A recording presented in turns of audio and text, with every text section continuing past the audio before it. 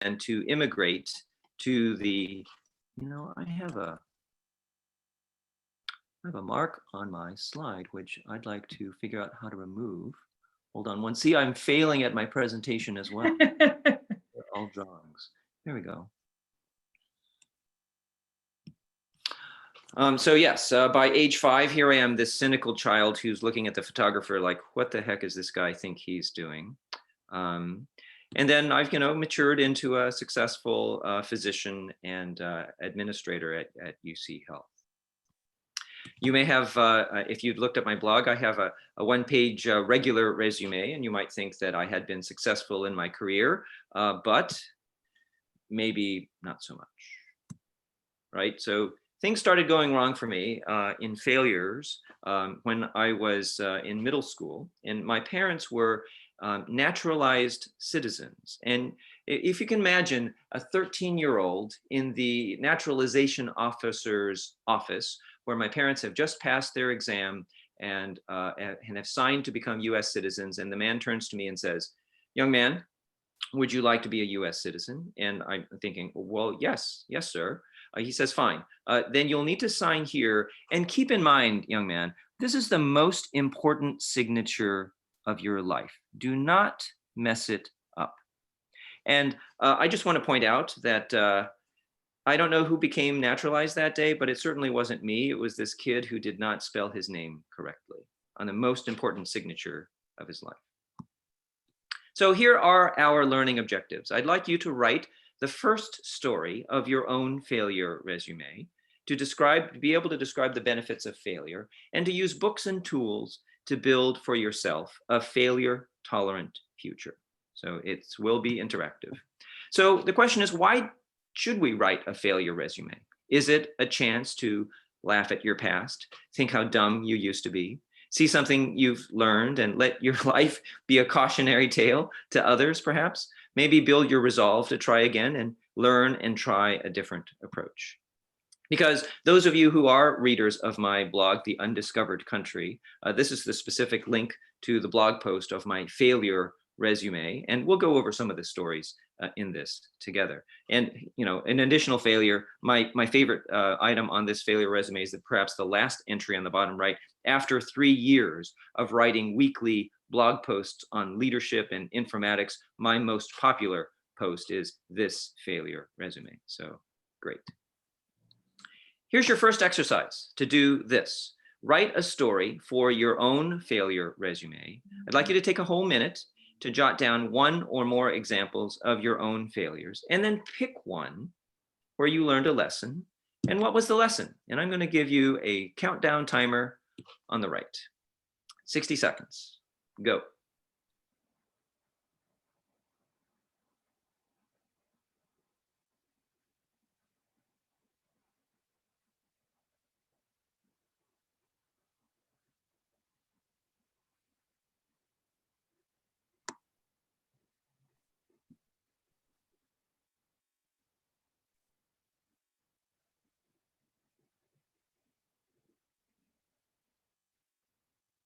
Thirty seconds remaining.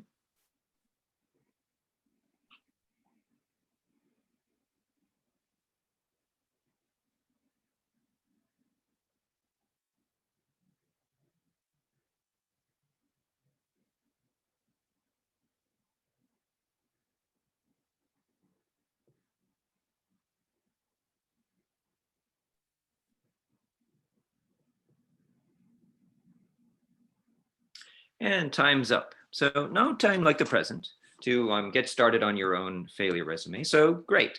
Your first story, well begun, is half done. Hopefully you'll have time after this to go ahead and flesh out your own failure resume. So if you needed inspiration, here's some cautionary tales from my life. Right? 1974. Here I am with my famous Stingray bike with a banana seat. I have to pester my parents for months to get me a bike like everyone else. And here I am being cool. And I bring home in middle school my report cards, and generally I'm getting A's, but one time I bring in A's and there's a B on the report card. I'm thinking, that's not a big deal. Show it to my mom.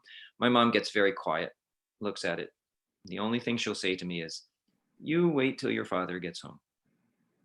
And then that evening, father gets home, he looks at this and he says very quietly, and I would have preferred for him to yell and throw things, but he just says, you know, your mother and I left our country to come to the United States so that you would have a better life than us. And really, the only thing that I give you that's of any value to me is my last name.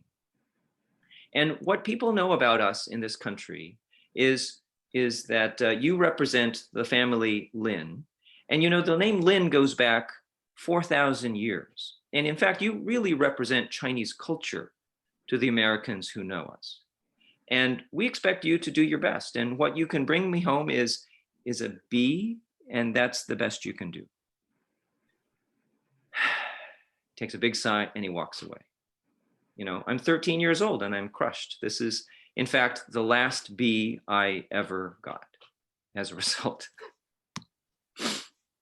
Years later, 1997, starting as an assistant professor, a junior professor at the University of Colorado, the administration puts out an email and says, you know, you doctors need to stop complaining about the computer systems here because look, we bought you a lab computer. It works great. We'll just to demonstrate how usable it is, the login is lab and the password is lab. How more easily usable is it to have a computer system like this? And of course, I read that email and I wrote a 7-page point-by-point rebuttal of how terrible things were. I was chief complainer. And at that point, about a week later, I got an email from the chief information officer inviting me to be the liaison to IT because we clearly need someone to, my main job was to please go explain to the doctors all the good things that we've already built for them. Really no role for me to be feedback mechanism from the doctors to the administration. My main job was to explain things to the doctors. So at least I got my job started at that point. Several years later, we were changing electronic health records. So we had already purchased and installed the 3M clinical workstation. It was intended to be the, quote, lifetime data repository. We were very impressed that a large company was going to do this with us. But 5 years later, they were getting out of the business. So much for the lifetime data record. And we were switching over. And you see in the background there that as we had switched over to the new system, we had a lot of folks unhappy with the switch. You know, sometimes when things change, you have trouble with letting go of the old things. And you notice in the background, Allscripts TouchWorks was the system we were switching to. And a lot of my colleagues were very unhappy with the idea that TouchWorks sucks. And so I put that up as a background to my videos that I was explaining to my colleagues, hey, these are the great things TouchWorks does, and tried to cut it out and make fun of myself. But at the time, a lot of folks were very unhappy with this switchover. In 2012, we had a radiology appropriate use criteria that we were trying to install. How easy would it be to suggest to doctors that, you know, here are the federally approved reasons to do particular radiology studies? For example, a head MRI has quite a few appropriate studies, and we would list them. This ended up being 80 items on a 3-page scrolling list. And as those of you who do any work in usability know, that's really not a usable tool. And surprise, it was a tremendous surprise to CT at the time that, well, I made it easier for you, right? It's just a checkbox. Well, it turns out that within a week, there was an outbreak of acromegaly in our organization, which in hindsight, if you look, acromegaly is in the top 3 indications for head MRI, and suddenly everyone's clicking acromegaly because that's the easiest thing to do. So at the end of the week, we had turned that off. And it was 8 years later, not until this year, actually, that we had constructed a new way, a much more easy way for clinicians to have an AI sort of read the chart and some of the wording that I would type in to select the appropriate use going forward. But yes, it was an 8 years ago failure that was an example of how things that did not go well. In 2017, Eastern European hackers crush the transcription inside the electronic health record, right? So the WannaCry virus that struck quite a few companies across the country included striking our transcription vendor, and about 800 physicians, 800 surgeons had their H&Ps and their operative reports basically locked up and lost. so that they had to go back and dictate them back into the record. Otherwise, there would be no record of that operation. And there was a rumor circulating that we're pretty sure that it was C.T. Lin who basically turned off dictation because he wants us to type in his effing EHR. And I actually had to write a broadcast email to my colleagues saying, actually, contrary to popular belief, it was not me personally that did this. This is actually a true national disaster. In 2016, I started giving a talk called My 16-Year Journey to Open Notes. Those of you who have been dealing with this federal rule for information blocking may be aware that the idea that moving to where patients can see doctors' progress notes, it seems to be a fairly new phenomenon for some health systems. But for us, we had done some of this work back in 2001, actually conducted a research study that actually worked out pretty well. We did engage 7 cardiologists and about 100 patients and proved that open notes, where patients could view their entire patient medical record, including the doctor's dictation, actually was very satisfying to patients and not more work for nurses and for doctors. And so we took that research study, and I went to the leadership forum for all of our ambulatory practices and said, hey, we'd like to take open notes that was successful in our cardiology practice, and here's randomized controlled trial prospective data that shows that patients are happy, doctors don't have more work, nurses don't have more work, and patients have more loyalty and have better questions and are more engaged in their care. Who doesn't want one of these? And as Machiavelli will tell you, the reason that change in a large organization is so difficult is because at best, your advocates and proponents are lukewarm, and your detractors have really all the passion in the world. And it played out that way in this meeting. I had a couple of people say, hey, that's interesting. Open notes seems like something we should strive for. Why don't you come to my clinic and talk about it some more? And then the detractors would stand up and say, you know, CT, I don't know where you went to medical school, but where I trained, you know, things that doctors write in the medical record, they can be dangerous to patients. This is not a good idea. In fact, how large is your malpractice fund? Because, you know, you're going to clearly get lots of lawsuits from this. So instead of running across open-minded, you know, junior residents who will come along and try new things, I ran into colleagues who end up saying, you know, really, this is not the way we practice medicine.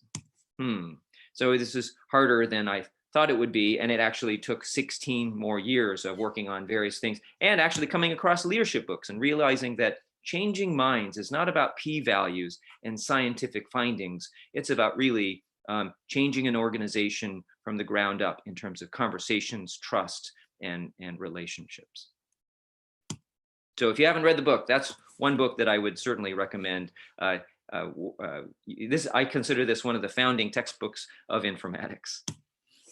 So going back and doing my homework and figuring out how to do one-on-one conversations with every one of our department chairs and our clinic leaders and doing a lot of detail and outreach, I was able to come back around and be successful the second time around, 16 years later, where you start with volunteers, you start with 7 primary care practices and demonstrate that open notes in those practices have 0 concerns from patients and from physicians. You take that information and you publicize those stories, and then you do a traveling roadshow, and then you end up with the chief medical officers and also engage the patient and family-centered care council, who then support the project unanimously. Then you communicate the vision of transparency. All of these are chapters out of the book, Leading Change, and then you set a date, and then you launch it at that point.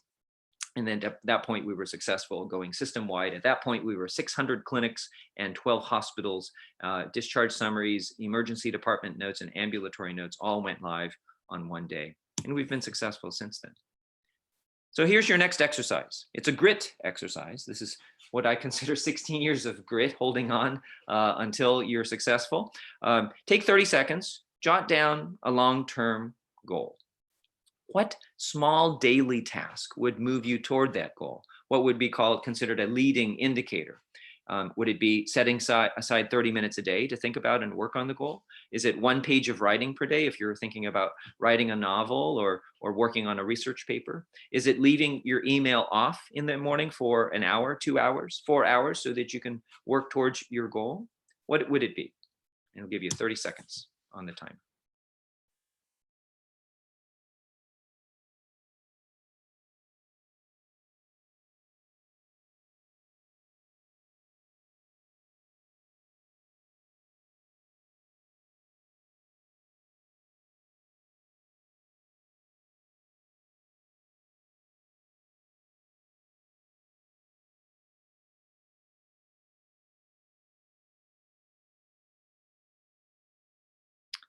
And time's up.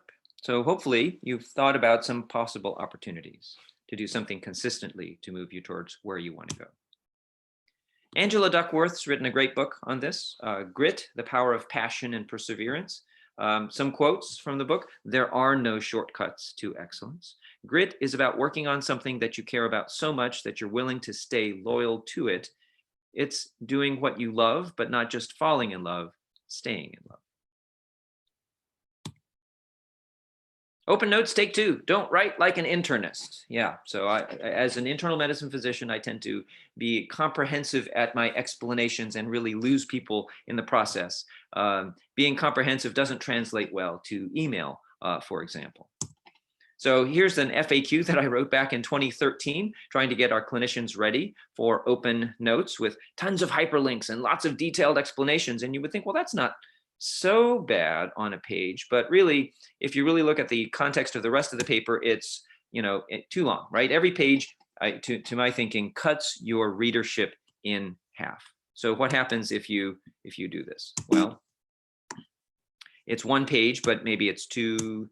No, it's actually lots of pages. And here we are at 9 pages. If you cut your readership in half with every additional page, we're down to like single-digit people who've actually read the entire thing. And I think that's probably true of what I wrote in 2013. Mark Twain's great quote, right? I apologize for such a long letter. I didn't have time to write a short one. Or the internet would say, too long, didn't read.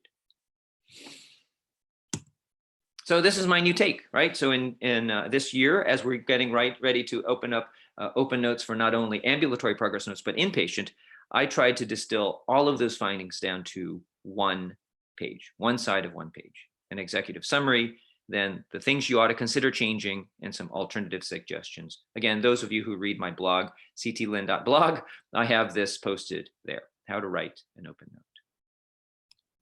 Still too long, but 1 page much more likely to be read.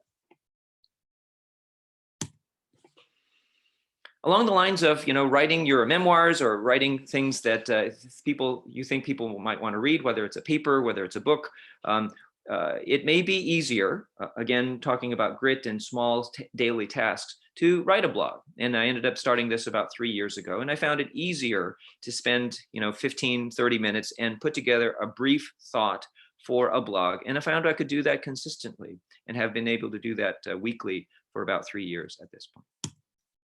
Here's other examples of things that I've written that are 1 side of 1 page. So a summary of what is an electronic health record sprint. Sprint, as some of you know, UC Health has had some notoriety around the idea that optimizing an electronic health record can be improved with an intensive sprint where you send in a team, in our case, a team of 11 people, a physician, a nurse, informaticist, several trainers, and several analysts. And we do a deep dive. And on the left side, on this 1-page summary, you hear stories. You've made me a better mother. I get home in time for dinner. FYI, Dragon has changed my work world.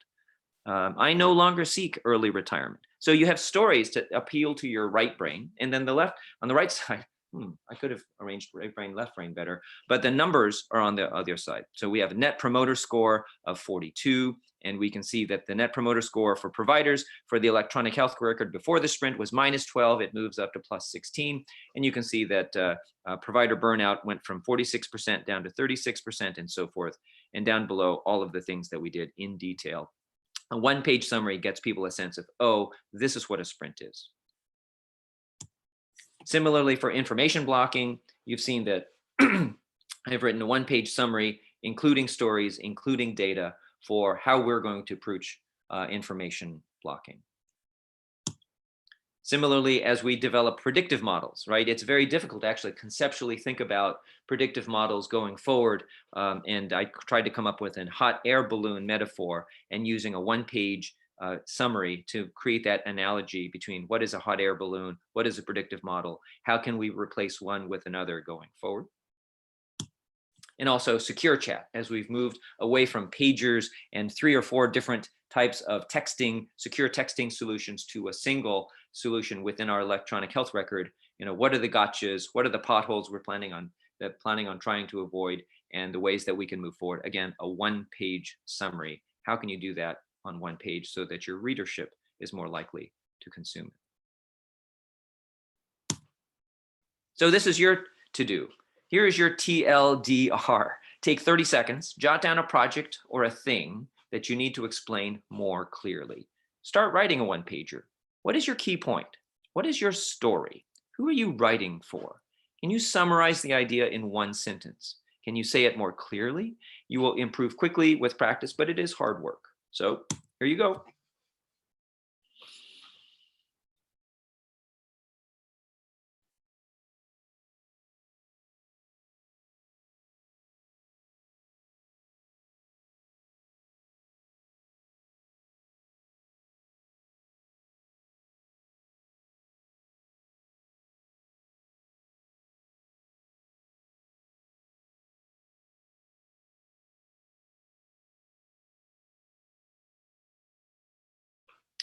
All right, that's not nearly enough time, but hopefully an idea that you can get started with.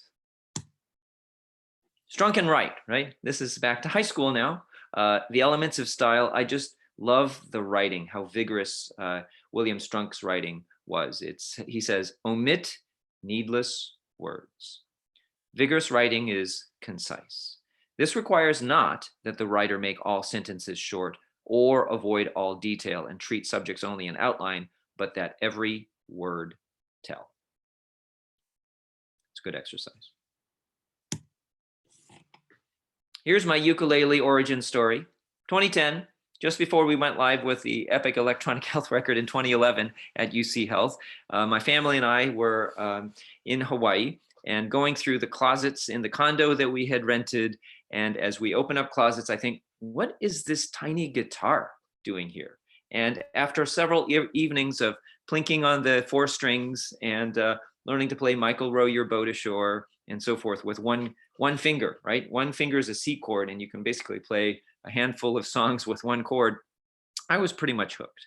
And on our way home one day later that winter from skiing, we're listening to the radio, and Elton John comes on and sings Rocket Man. And one of the first lines of that song is, she checked my templates last night, pre-flight. And we had just come up with the idea of doing pre-flight sessions for our physicians who were about to go live. We would have physician informaticists sit with each of the physicians and do customizations in the electronic health record before they went live on day 1. And my wife turns to me and says, he's singing about pre-flight. I think this is your song. And I ended up saying, well, all right, fine.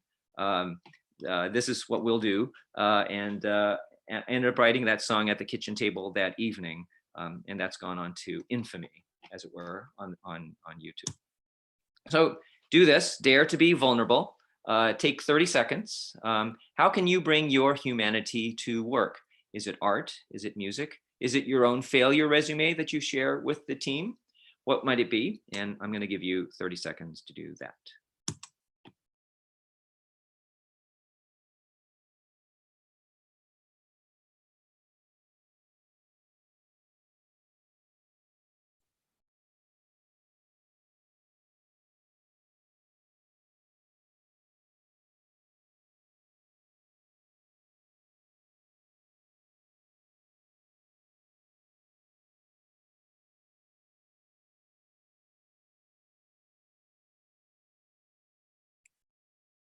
All right, let's move on. If you've not read the book Daring Greatly, Brene Brown talks about vulnerability. And the quote that I love there is, nothing has transformed my life more than realizing that it is a waste of time to evaluate my worthiness by weighing the reaction of people in the stands. And I'll just say that I'll just wait for the applause at the end of this talk to weigh my worthiness.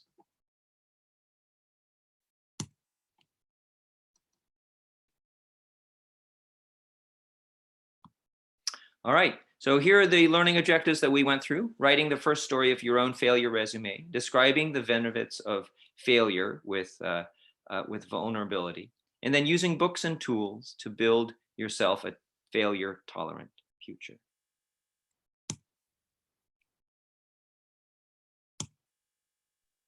So maybe we could take some Q&A, and then maybe I'll wrap up with a song at the end.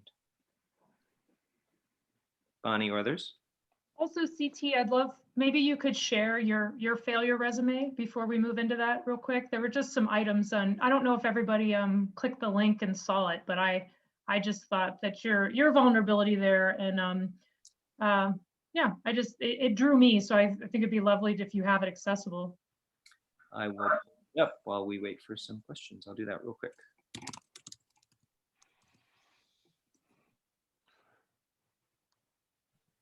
So I do have a couple of questions. Well, one question so far and a comment. So the first comment was, don't be so hard on yourself, CT. Your baby pictures were very cute. And then the first question is kind of cheeky, but I think you'll like it. Do you have plans to make some of these slides memes?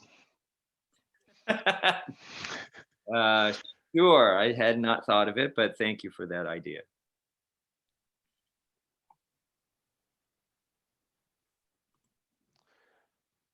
I think you had your resume, CT. It was maybe the second slide or so in the presentation. Yeah.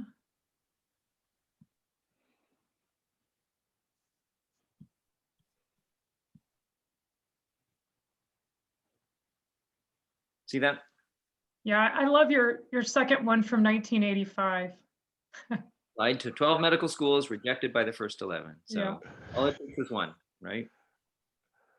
That's funny. So first, good question. So any ideas on how you create a culture that is failure tolerant? Because it's not really mainstream, especially in healthcare. Yeah, right. How do you create a culture? I think it starts with individuals, right? And better yet, if you have a leader who's willing to be vulnerable and say, well, that was a flop, and be able to give examples. And I try to do that within my group.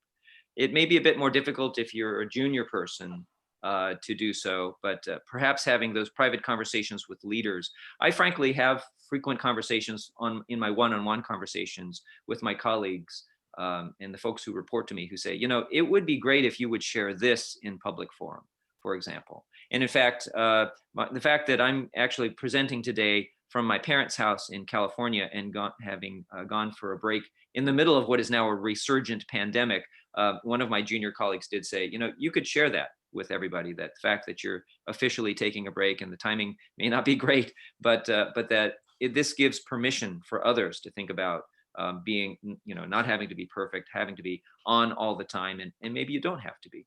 So whether you're a leader yourself, or whether you have a conversation with a leader suggesting that being vulnerable is reasonable and being failure tolerant is reasonable, can be a good start. Yeah, I couldn't agree with you more. And there's kind of a follow-up to that first question. And I kind of relate to this, not only as managing a lot of people at times, but also as a nurse. We've been encouraged to admit our mistakes,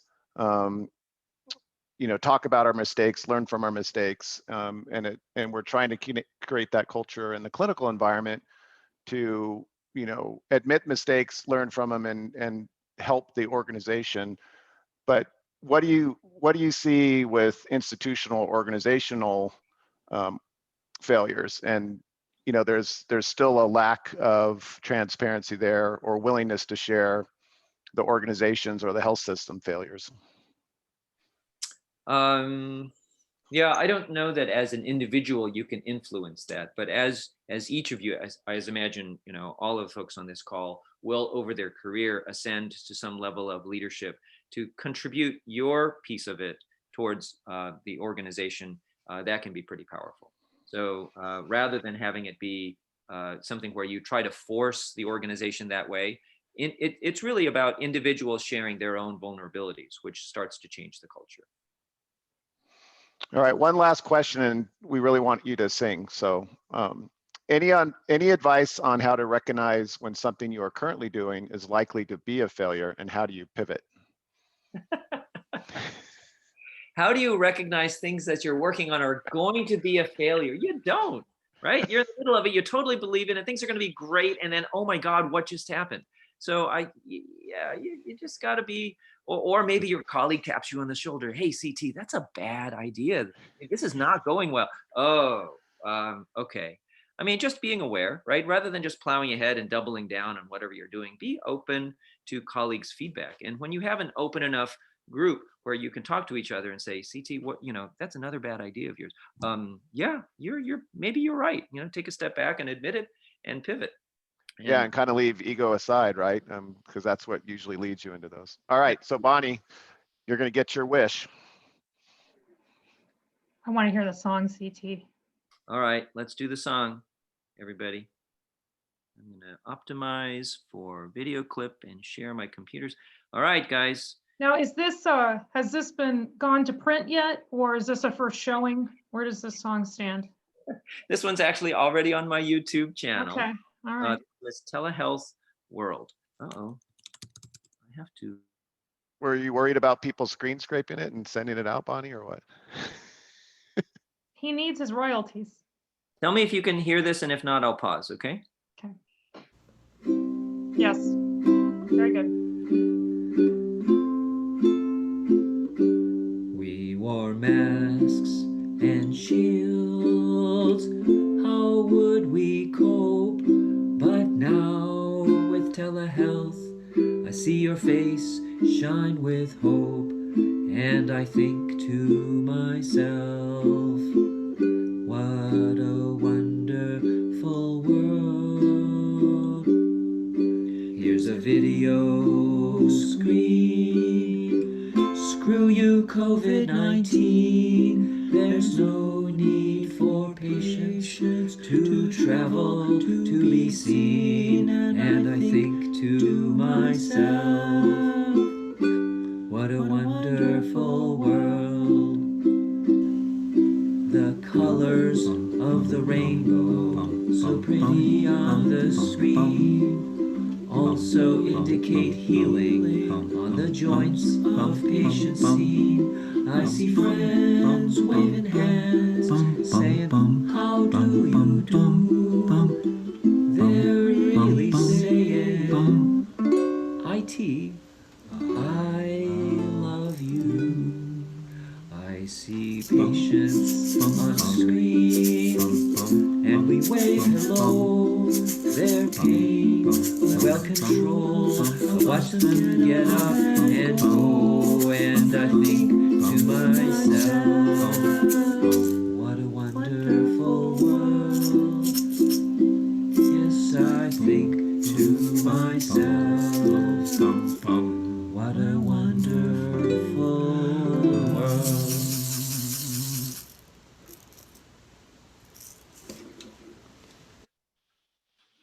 There you are. That was fantastic. All right. Well, Bonnie, back to you. You're muted, sister. Trying to be respectful. Yeah, anyway, CT, I wish you could see the, you wanted your applause, and it's happening right now in the chat.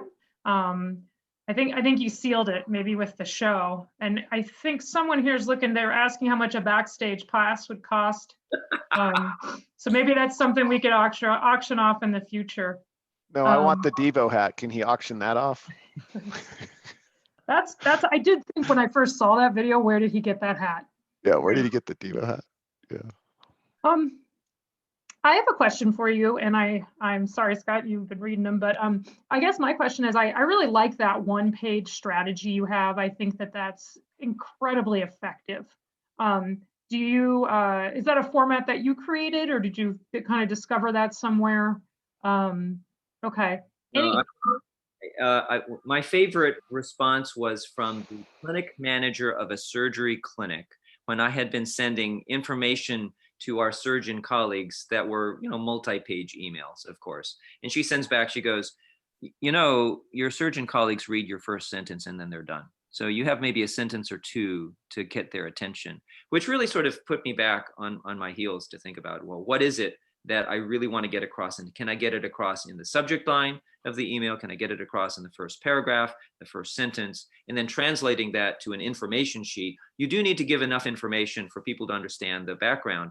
But really, if you can't get it on one piece of paper, that's just sloppy writing. So I think that for any project, you should be able to get things down to a piece of paper. And then you start looking at, formats for one-page infographics that are out there. And then this is what I came up with, some of the examples that I showed. Okay, and I apologize for hogging the question light here, but I also, I've worked on the vendor side and trying to get feedback. I mean, in a sense, in your role, you have customers, and those customers are the physicians and informaticists out there. How do you source that feedback in an effective way? I mean, not everyone has 15 minutes to listen to someone drone on. Some people don't want to take the time to write something. How are you sourcing that? I'm sure there's many different ways, but what are your favorite top 2 or 3?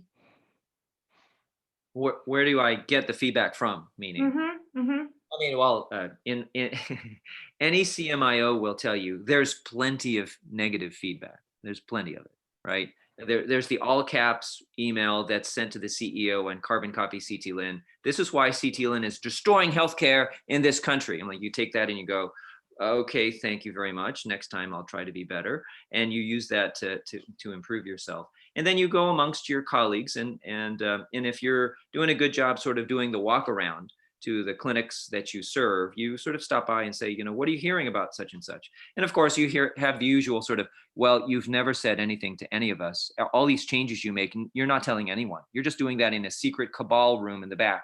And we're like, wow, I'm not doing a good enough job communicating in the first place. And if I do something out, it's clearly too long. And so how do I pivot? So you end up just, it's the Australian sort of walkabout idea where you're out there trying to gather random feedback rather than, counting on your best friends to tell you, oh, everything looks great. It's worth trying to be broad with your feedback. Okay, yeah, that's really good feedback. Scott, any other questions?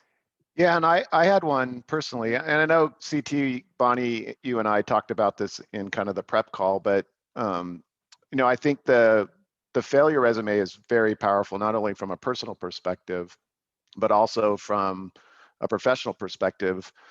How do you see that resume being utilized in your professional life?